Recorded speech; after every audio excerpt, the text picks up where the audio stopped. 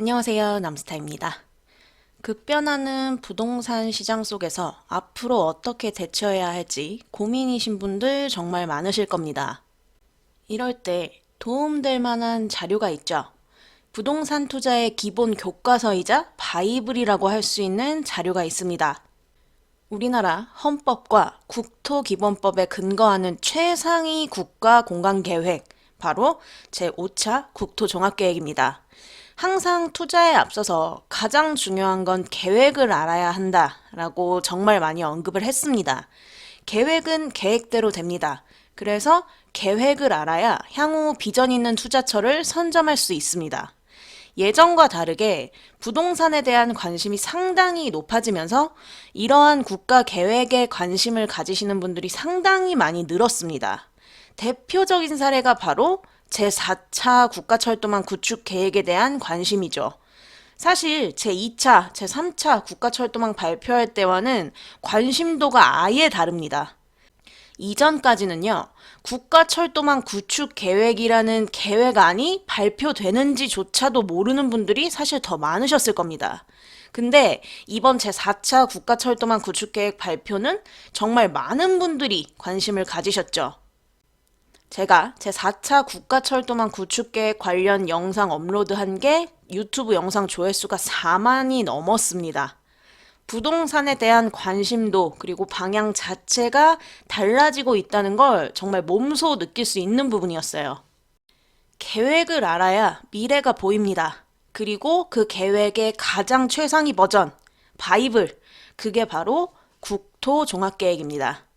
이 아래 모든 하위 계획들은요, 결국 국토종합계획의 방향성을 벗어날 수가 없습니다.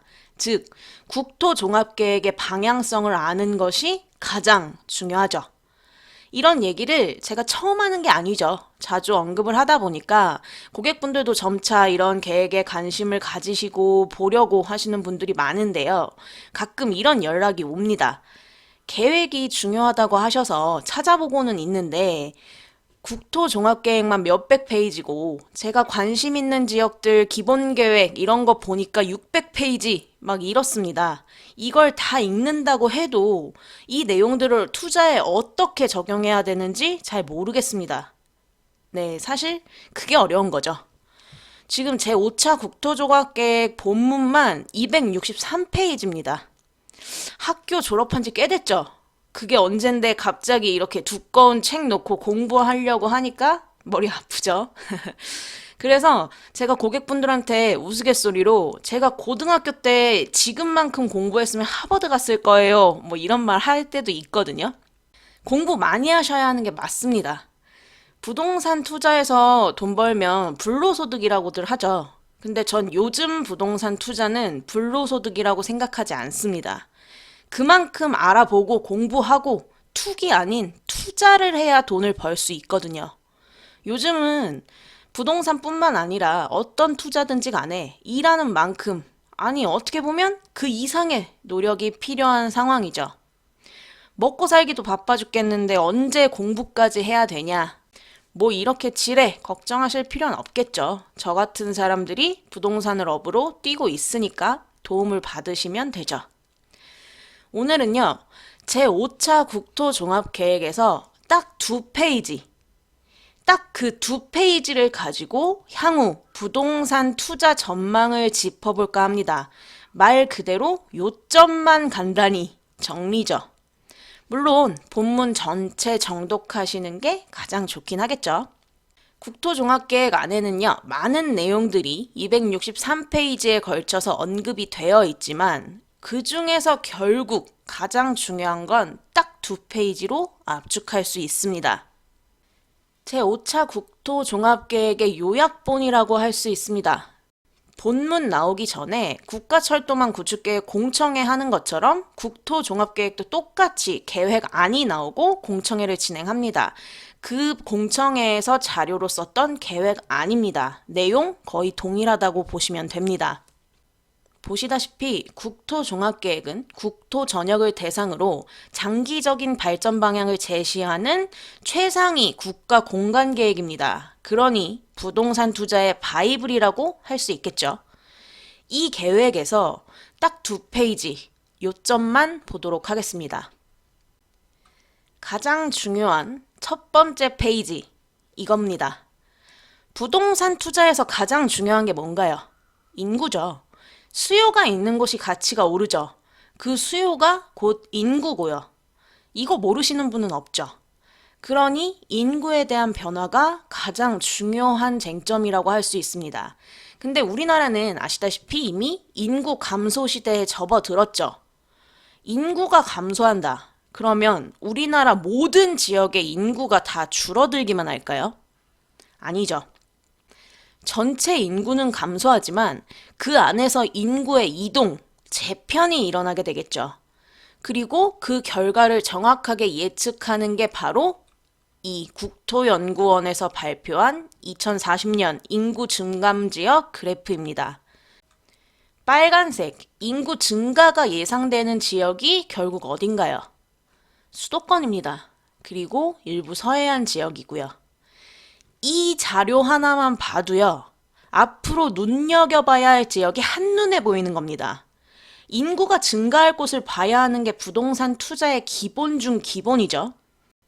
그럼 우리나라에서는 앞으로 이렇게 변할 인구 감소 시대에 대비해서 어떠한 방향으로 국가 공간을 계획했을까요? 가장 중요한 2페이지 중 마지막 1페이지가 바로 이겁니다. 이 2페이지면요, 제 5차 국토종합계획에서 알짜배기 내용은 다 빼먹는 거라고 보셔도 돼요. 이 안에 앞으로 우리가 눈여겨봐야 할 부동산 투자의 방향성을 제시해줄 내용이 다 집약되어 있습니다. 인구 감소 시대이기 때문에요, 지금처럼 더 이상 무분별한 개발은 필요 없습니다. 도시만 주구장창 만들어 놓으면 뭐예요? 이용할 인구가 없는데. 그래서 적정한 개발, 관리, 그리고 집약적인 도시 공간을 조성하겠다는 게 가장 큰 계획 방향입니다. 결국 이게 뭔가요? 대중교통 지향형 개발, TOD 개발인 겁니다. 말 그대로 도심 지역을 대중교통 중심으로 고밀로 개발하는 도시 개발 방식을 말합니다. 즉, 교통 결절점 중심으로 고밀도 개발을 하고 그렇지 않은 외곽은 보존하는 겁니다. 결국 이 그림 한 장으로 앞으로 투자자들이 어떻게 움직여야 하는지 다 말해주는 겁니다. 감이 좀 잡히시나요? 이미 움직임은 시작됐습니다. 2월 4일에 발표한 공공주도 3080 계획안만 봐도요, 국토종합계획 방향성 그대로 흘러가고 있다는 게 보이실 겁니다. 역세권 중심으로 용적률 상향하겠다고 하죠. 이게 바로 이겁니다. TOD 개발, 교통결절점 중심으로의 고밀도 개발입니다. 국토종합계획 그대로 가고 있는 거예요. 그래서 계획은 계획대로 된다고 말씀을 드리는 거고요. 그리고 또 하나 중요한 키워드 뭘까요? 네, 도시재생입니다. 뉴딜, 재개발, 재건축. 새로운 개발이 계속 일어날 필요가 없어지니까요. 있는 거 다시 써야겠죠. 그래서 지금 공공재개발이며 유유부지 활용해서 수도권 내 공급량 늘리겠다, 뭐 이런 정책들이 나오고 있는 겁니다. 그대로 가는 거예요. 계획은 계획대로 됩니다. 그럼 이런 TOD 개발, 뉴딜, 도시재생 키워드에서 눈여겨봐야 할 투자처는 어딜까요? 답은 뻔하죠. 이제 빌딩, 건물 보셔야 할 타이밍이 또 오는 겁니다. 국토종합계획 딱 이 2페이지에서요, 향후 부동산 투자 방향을 다 말해주고 있는 겁니다. 그럼 알려주고 있는 대로 교과서대로 해야 되는 게 맞지 않을까요? 이러한 향후 방향을 봤을 때 앞으로 부동산 양극화 현상은 더 심해질 겁니다. 인구 감소 시대에 전체 수요는 줄어들 거고, 근데 그 줄어든 수요는 결국 몰리는 곳만 몰리게 되겠죠. 그럼 어떻게 될까요? 오르는 곳만 오르는 겁니다. 그럼 그 오르는 곳은 대체 어디일까? 결국 인구를 유입시키는 가장 강력한 조건 딱 2가지 있죠. 교통, 일자리입니다.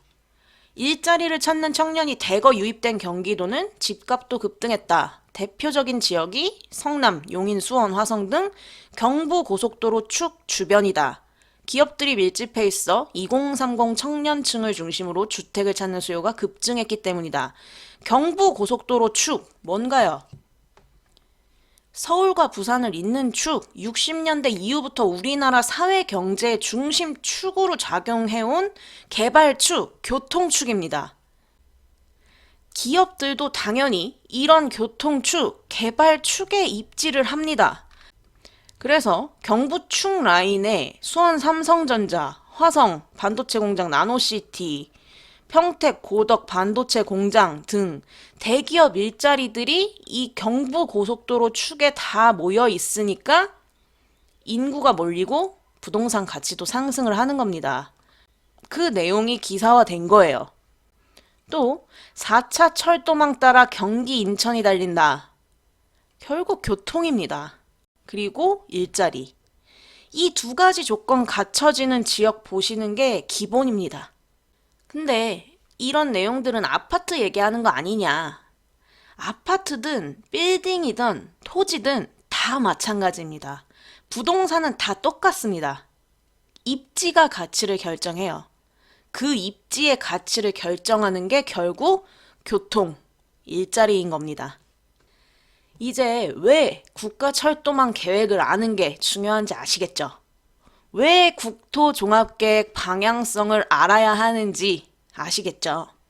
국토종합계획에서 집약적으로 교통결절점, 고밀도 개발하겠다고 합니다. 그럼 또 여기서 중요해지는 게 뭐죠?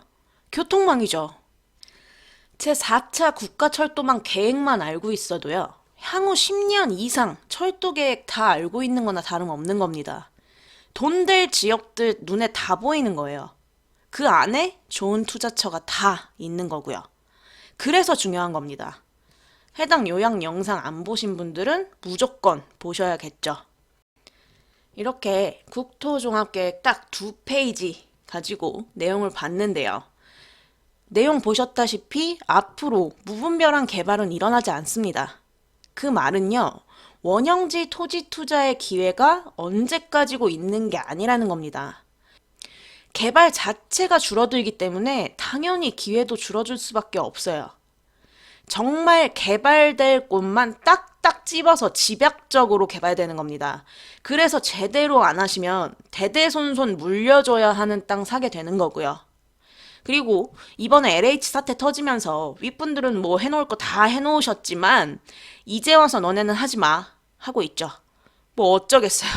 이제 쉽지 않아지는 겁니다. 그래서 미리 선점해 놓으신 분들은 정말 타이밍 잘 잡아 놓으신 거라고 말씀드렸죠. 언제까지고 기회가 계속 있는 게 절대 아닙니다. 투자에서는요, 타이밍도 정말 중요한 키워드 중에 하나죠. 이제 토지에서도 뭐 공장용지, 창고용지, 뭐 물류부지 같은 투자처 보셔야 할 타이밍이 오겠죠. 그렇게 되면요, 소액 투자자들이 볼 투자처가 상당히 좁아질 수밖에 없습니다. 결국 투자에서도 양극화 현상이 일어나는 거예요. 그래서 기회가 있을 때 빨리빨리 움직이는 게 답이 아닌가라는 생각을 해봅니다. 이렇게 내용 쭉 보면 아시겠지만 전체적인 그림을 그리면서 앞으로 눈을 돌려야 할 곳의 키워드를 찾으셔야 하는 겁니다. 뉴딜, 재개발, 재건축, 고밀도, TOD 개발입니다. 국토종합계획에서 알려주는 이런 키워드에 맞는 투자처를 보셔야 할 타이밍인 겁니다. 변화되는 상황에 맞게 움직이셔야 좋은 투자처를 선점을 할 수 있겠죠. 그래서 제가 몸담고 있는 부동산도 앞으로 여러 분야로 사업 다각화할 거라고 블로그에서도 말씀을 드렸었죠. 변화를 따라가지 못하고 움직이지 않으면 결국 도태되겠죠. 이제 이러한 방향에 맞게끔 어떤 지역, 어떤 투자처를 봐야 하는지 앞으로 차근차근 조금씩 말씀드리도록 하겠습니다. 가장 큰 틀, 가장 기본은요, 이 2페이지예요. 이 내용을 절대 잊지 마시고 기본에 입각한 비전 있는 투자처를 찾으셔야겠죠. 이번 주도 고생 많으셨습니다. 오늘 영상 여기까지 하도록 할게요. 남스타였습니다. 감사합니다.